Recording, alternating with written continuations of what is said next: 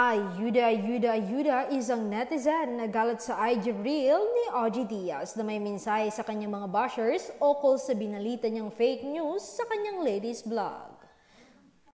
Ayon nga kay OG Diaz, sa mga bashers na hinusgahan lang kami sa thumbnail, panoorin nyo kasi yung kabuuan ng OG Diaz Showbiz Update.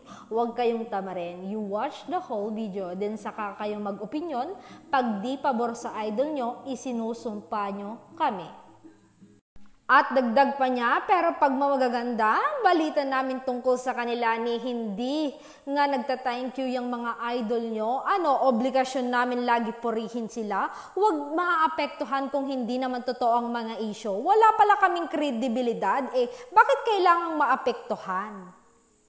My God, OD, showbiz news reporter kayo at trabaho niyong magbalita kung anong nangyayari sa showbiz.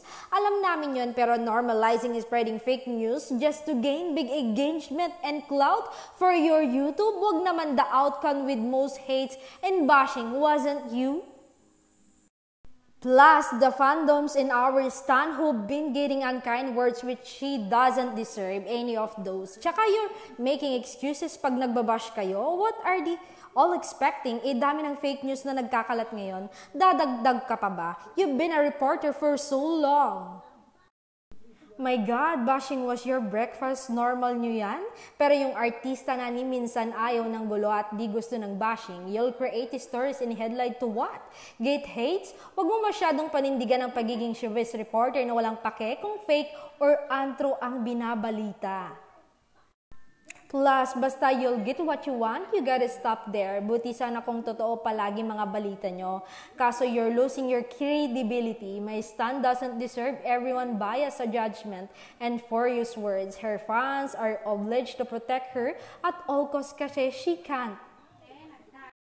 And we are all affected. Know your limit, please. You have to take your job seriously.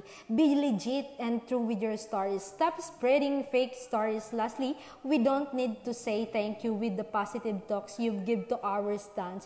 Your views and positive engagement are our way.